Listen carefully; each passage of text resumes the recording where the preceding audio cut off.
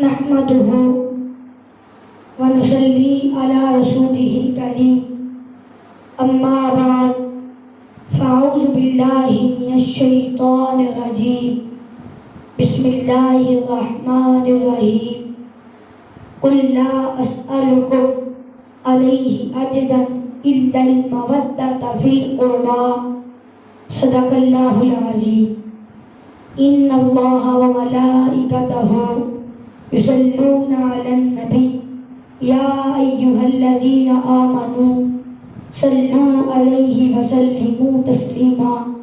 بآواز بلند درود پاک پڑھ لیجئے. الصلاۃ والسلام علیک یا سیدی یا رسول اللہ وعلی آلک واصحابک یا سیدی یا حبیب اللہ.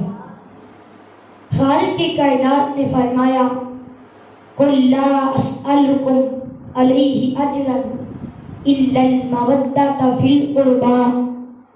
اے میرے محبوب آپ فرما دیجئے میں اس تبلیغ پر تم سے کوئی اجر نہیں مانگتا مگر قریبیوں کی مودت. اے میرے محبوب یہ جو شب و روز آپ نے تبلیغ کی اعلان توحید فرمایا ان عرب کے بدوؤں کو دنیا کا امام بنایا گداؤں کو آقا بنایا دشمنوں کو دوست بنایا ظلمات میں بصیرہ کرنے والوں کو نور معرفت سے بسایا نابینوں کو بینا اور جاہلوں کو عالم بنایا بھولے ہوئوں کو راہ دکھایا خدا سے بچھڑے ہوئوں کو خدا سے ملایا ابو بکر کو صدیق بنایا عمر کو فاروق بنایا عثمان کو ذوالنورین بنایا حیدر کو شجاعت کا تاجدار بنایا. اے میرے محبوب آپ فرما دیجئے تمہیں یہ سب کچھ میری معرفت سے ملا. نماز میری معرفت سے ملی روزہ میری معرفت سے ملا حج میری معرفت سے ملا زکوٰۃ میری معرفت سے ملی احکام میری معرفت سے ملا وجدان میری معرفت سے ملا.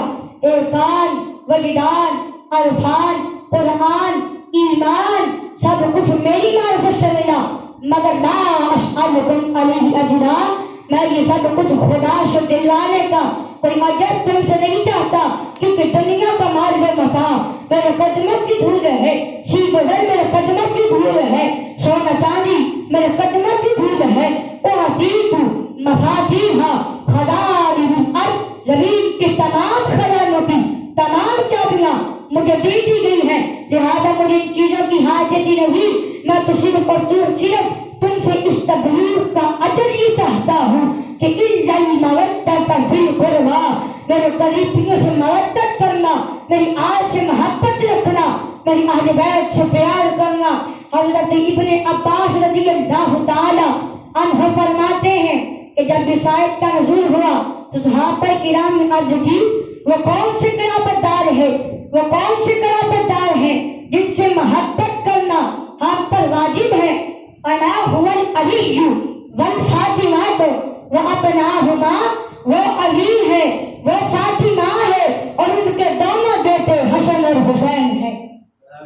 اللہ تمہارا ایمان ہے اس طرح میرے آقا تمام نبیوں سے افضل اور اعلیٰ ہے اسی طرح میرے نبی کی آل تمام نبیوں کی افضل جس طرح میرے نبی کی آل تمام نبیوں کی آل سے افضل اور اعلیٰ ہے جس طرح میرے آقا تمام نبیوں سے افضل اور اعلیٰ ہے اسی طرح آپ کا شہر تمام شہروں سے افضل اور اعلیٰ ہے آپ کا گیت تمام گیتوں سے افضل اور اعلیٰ ہے آپ کا کلام تمام کلاموں سے افضل اور اعلیٰ ہے آپ کا کلام تمام کلاموں سے افضل اور اعلیٰ ہے جس طرح میرے آقا تمام نبیوں سے افضل اور اعلیٰ ہے اسی طرح میرے نبی کی آل تمام نبیوں کی آل سے افضل اور اعلیٰ ہے.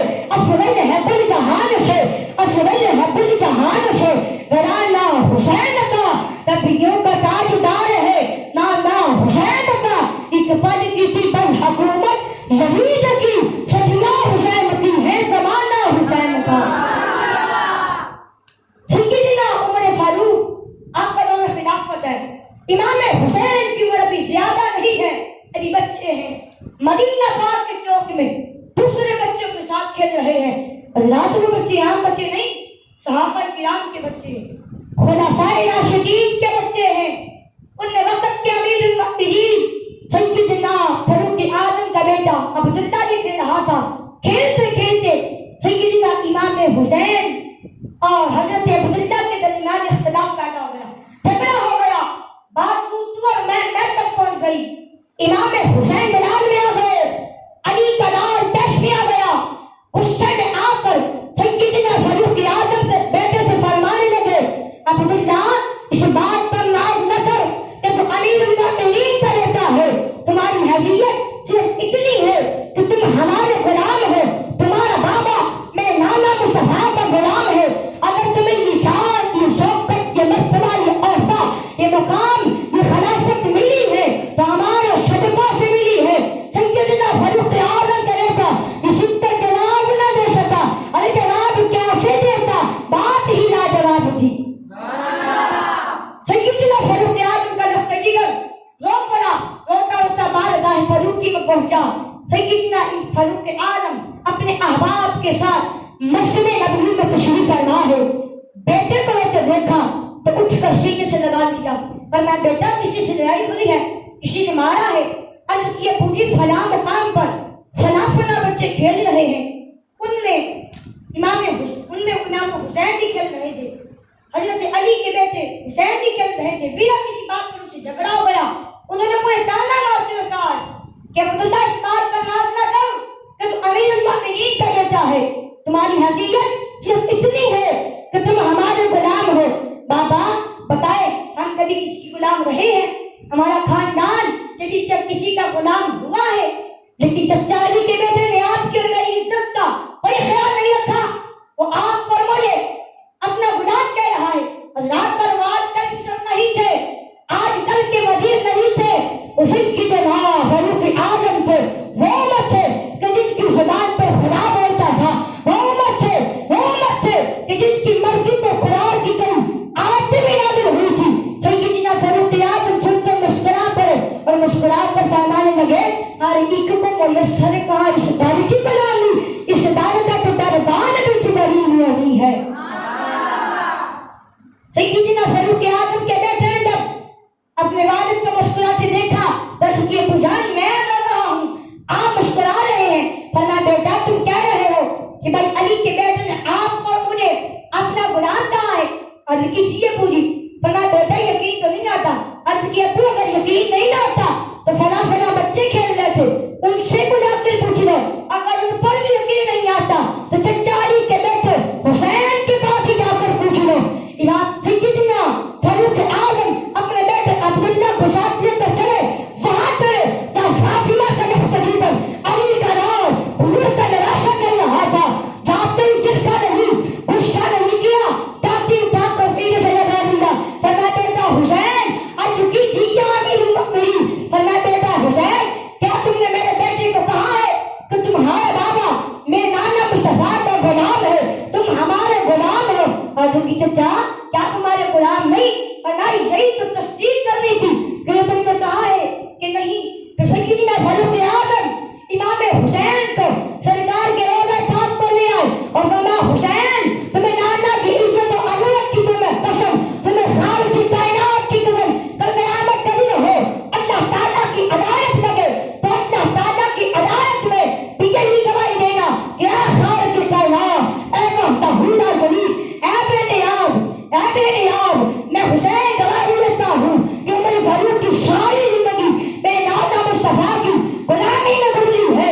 چچا حوصلہ کر. امام حسین نے کہا چچا حوصلہ کر, میں حسین ہوں, علی کا لال ہوں, فاطمہ کا لخت جگر ہوں, پر قیامت کے دن بھی تیری غلامی کے رسول کی گواہی دوں گا.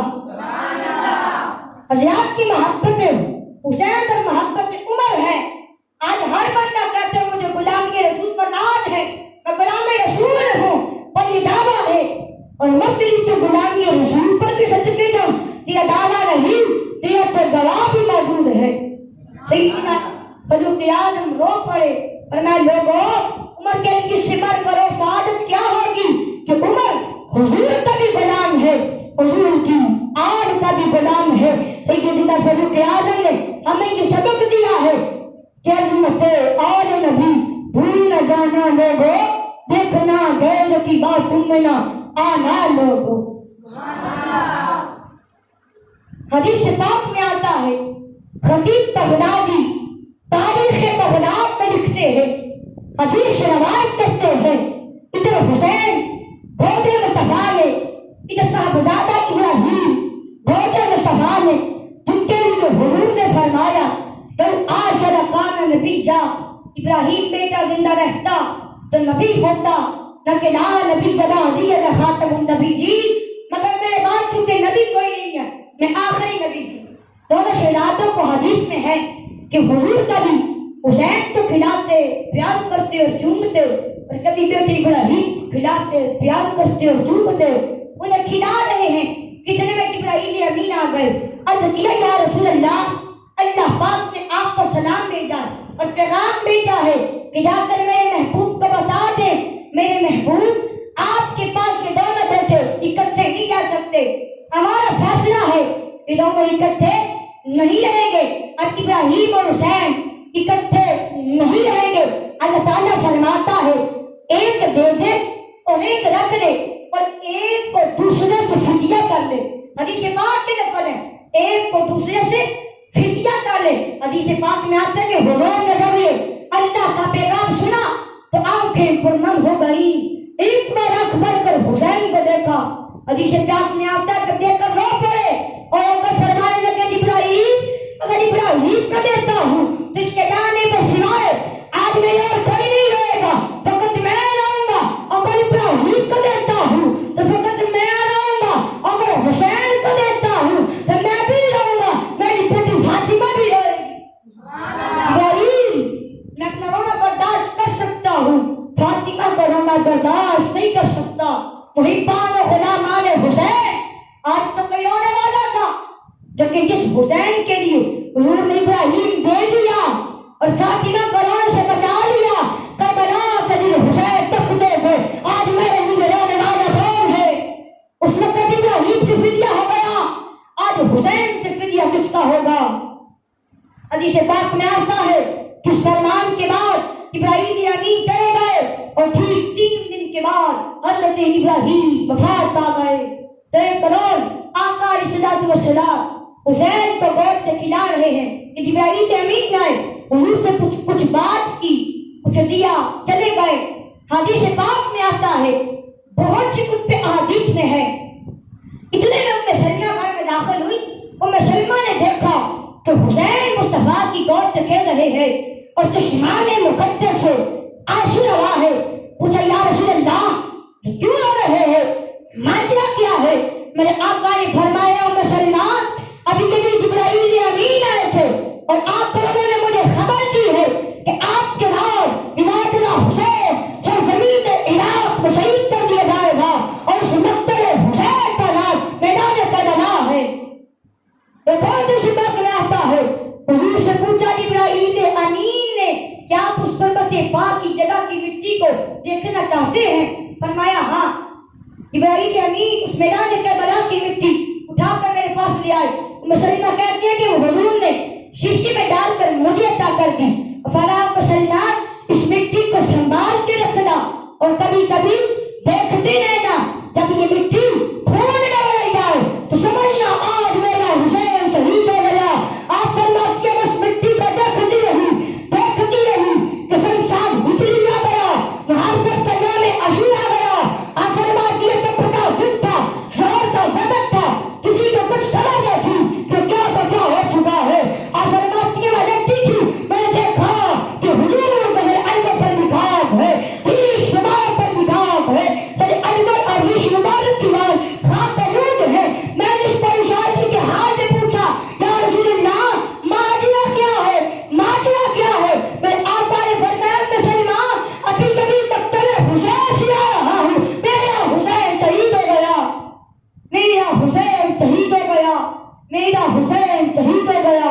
वो कुछ नेज़त पर चढ़कर होने वाला था, उस हुसैन को अपने कंधे पर चढ़ाकर अपना बदला दे रहे थे, अपना बदला दे रहे थे। फरमाते हुसैन कदमों से मेरा सीना रोन कभी तुझको रोना जाएगा। रफ्ता रफ्ता आशूरा के दिन सब रुखसत हो गए, अब्बास अलंदार भी रुखसत हो गए, दस्तबाजू करते चले गए।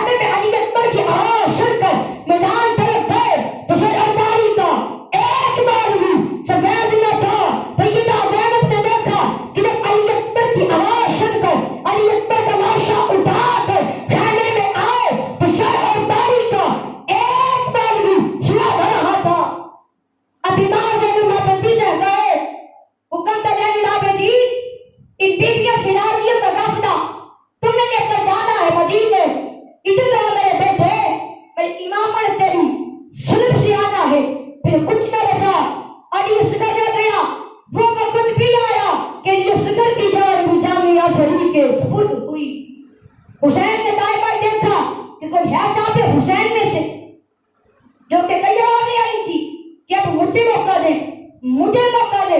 پھر کوئی پکارنے والا نہ تھا، پھر کوئی پکارنے والا نہ تھا.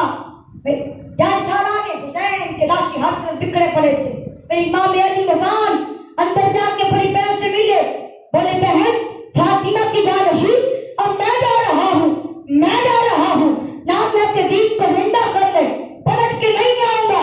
یہ جو شکینہ ہے، یہ چھوٹی چھوٹی شہزادیاں ہیں، یہ قافلہ تم نے لے کر جانا ہے مدینے، قافلہ تم نے لے کر جانا ہے مدینے. سیدہ زینب سجدے میں گر کر عرض کرنے لگی مولا میرے بھائی حسین کو کامیاب کرنا، سیر کو رک کرنا. حسین امامہ مصطفیٰ پہن کر سنتی مصطفیٰ باندھ کر گھوڑے پر سوار ہوتے ہیں، اللہ کا نام لے کر گھوڑے کو حکم لیتے ہیں.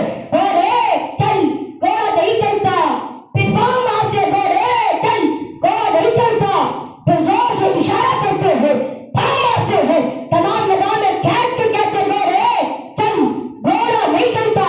آپ سمجھ گئے میری جتر کرتے خود نہیں ماجرا کیا ہے. چھوٹی شہزادی سکینہ گھوڑے کی ٹانگوں سے لپٹ کر کھڑی ہے، کہتی ہے گھوڑے میرے بابا کو نہ لے جا، نہ لے جا میرے بابا کو. رات تمام تو سیدھے پہ سویا کرتی تھی، اب کس کے سیدھے پہ سوؤں گی؟ مجھے رات کی لوریاں کون دے گا؟ مجھے اپنے سے چپٹا کے سنائے گا کون؟ سکینہ رو رہی ہے. میرے حسین نے صبر کیا، بیٹی کو پیار کر کے چوم دے اور سیدنا زینب کی گود میں رکھا. بولے زینب یہ امانت سکینہ تمہیں دے رہا ہوں، اس کو رات کو سوتے ہوئے اپنے سینے پر لٹا لینا. حسین چلے پھر پلٹ کر خیموں کی طرف نہیں آئے، چلے پھر پلٹ کر نہیں آئے.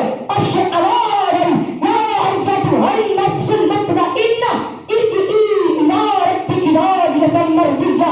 اے روح حسین، اے نفس مطمئنہ تو جیت گیا، کامیاب ہو گیا، فتح یاب ہو گیا، انسانیت کا سر بلند ہو گیا، اسلام کا سر بلند ہو گیا. روح کف سے انفری سے پرواز کر گئی، کائنات و عرش فرش میں تیر کا پتا ہو گیا، سورج چھپ گیا. صحابہ تابعین روایت کرتے ہیں ہم دن کو دیکھتے سورج چھپا تارے نظر آ رہے تھے، رات کو دیکھتے تارے بنے حسین میں آپس میں ٹکراتے، بیت المقدس اور ملک کی شان میں پتھر اٹھاتے تھے، خون میں پڑتا تھا، خون میں پڑتا تھا. میرے امام چلے پھر خیموں کو آگ لگ گئی، قریب خانوات آئے نبوت کے خیموں کو جلا بیٹھے، مقدس سردر سے جدا کر دیے گئے، نیزے پر چڑھا دیے گئے. شہدائے کربلا کے نیزوں پر لٹکے ہوئے سروں کا قافلہ سوئے دمشق روانہ کر دیا گیا، سوئے دمشق روانہ کر دیا گیا. سیدہ زینب فاطمہ الزہرا کی بیٹی مصطفیٰ کی شہزادی ٹوٹے پھوٹے قافلے اہل بیت کو لے کر پریشان حال دمشق کی طرف رواں ہے. لوگوں قیامت کا دن ہوگا، حدیث نبوی میں آتا ہے قیامت کا دن ہوگا اور الہی سے ایک آواز آئے گی، آواز آئے گی یا اہل محشر، محشر والوں حضرت آدم سے لے کر قیامت تک سب اپنے سر جھکا لو، اپنی نگاہیں جھکا دو، فاطمہ بنت مصطفیٰ رہی ہے. حدیث پاک میں آتا ہے کہ فاطمہ الزہرا جب میدان محشر میں آئے گی تو محشر کی سب گردنیں نگاہیں جھکی ہوگی، پھر 70,000 حوروں کے جھرمٹ میں آ رہی ہوگی کہ کوئی دیکھنا دے فاطمہ کون ہے. 70,000 حوروں کو جھرمٹ سے ملے گی یا سیدہ فاطمہ الزہرا.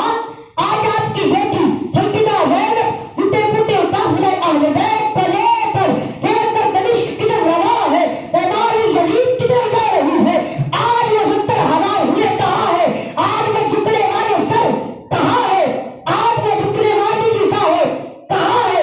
دمشق کی راہ میں ایک رات آ گئی، رات پڑی، یزید کے بدبخت لشکر نے چاہا، ابن زیاد کے لشکر نے چاہا، رات لمبی مسافر کر کے آئے ہیں پیدل، یا رات قیام کر لے.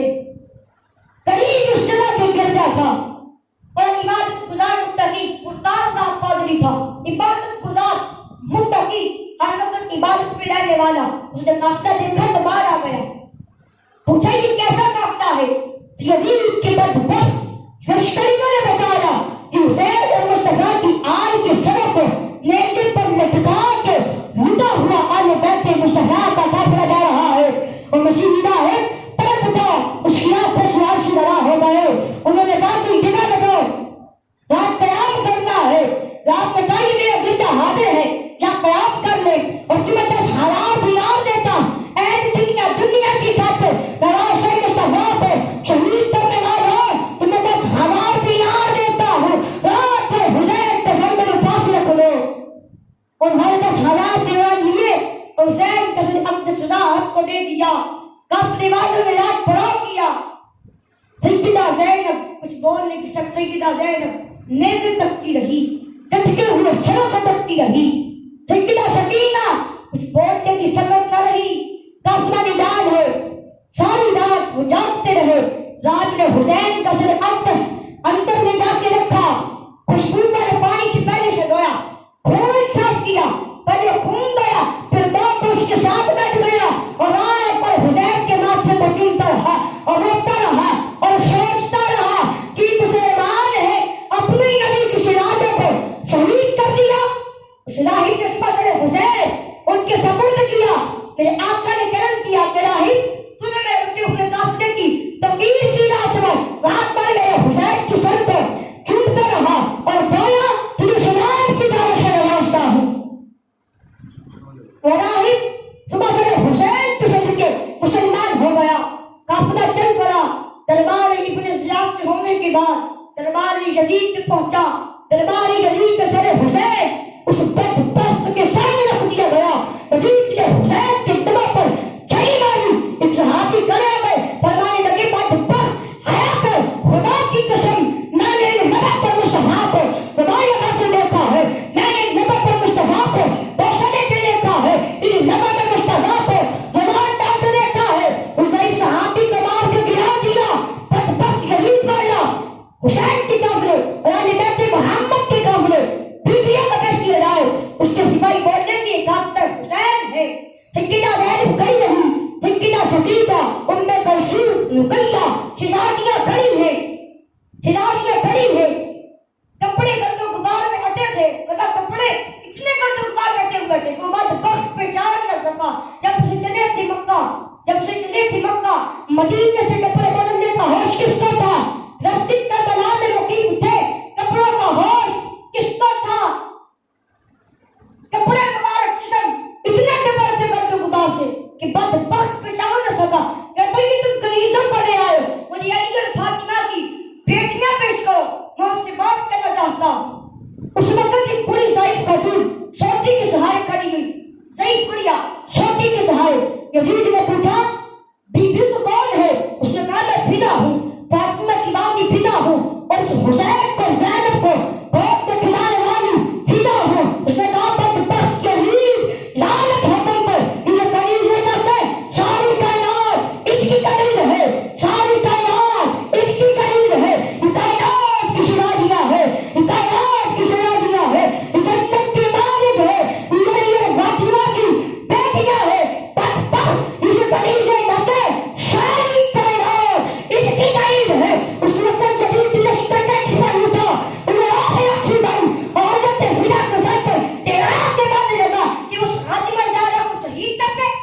حضرت فدا کے سر پر ابھی لاٹھی نہیں لگی تھی۔ اس نے سر ہٹا کے دیکھا، یزید کے پیچھے 500 حبشی سپاہی تلواریں لے کر کھڑے، یزید کی حفاظت کے لیے 500 حبشی سپاہی تلواریں لے کر کھڑے ہیں۔ فدا بھی حبشہ کی تھی۔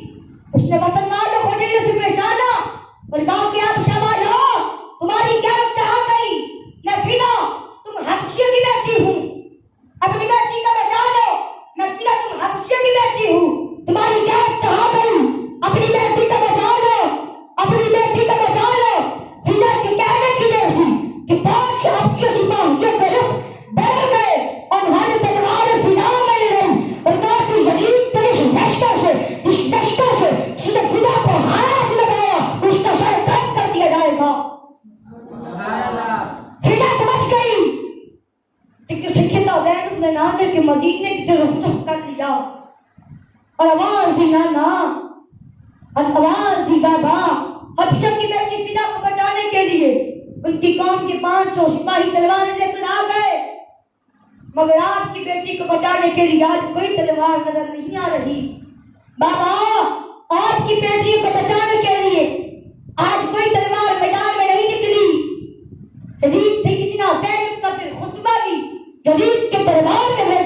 جس نے یزید کو لرزہ پر انداز کر دیا اور تخت یزید پر لہرا دیا، ایک شہر کو قید میں رکھا، پھر اجازت ہوئی کہ وہ لٹے ہوئے قافلے کو مدینہ چلے۔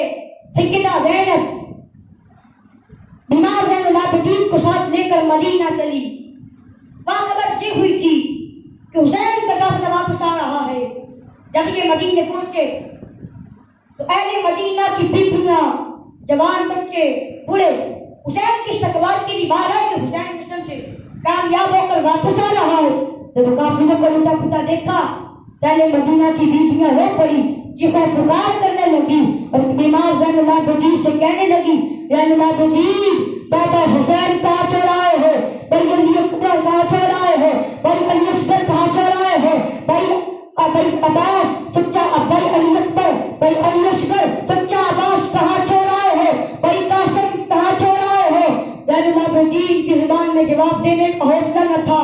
خوش ٹانکوں کے ساتھ اپنی پھپھو سیدہ زینب کو دیکھا اور کہنے لگی، پھپھو اب آپ ہی کوئی جواب دے۔ پھر سیدہ زینب پیار سے جواب دینے لگی، جو گلشن مصطفیٰ کا گیا تھا وہ لٹ کر ادھر کر واپس مدینے میں آ گیا۔ اسی لیے کہ قتل حسین اصل میں مرگ جدید ہے، اسلام زندہ ہوتا ہے ہر کربلا کے بعد، وما علینا الا البلاغ المبین۔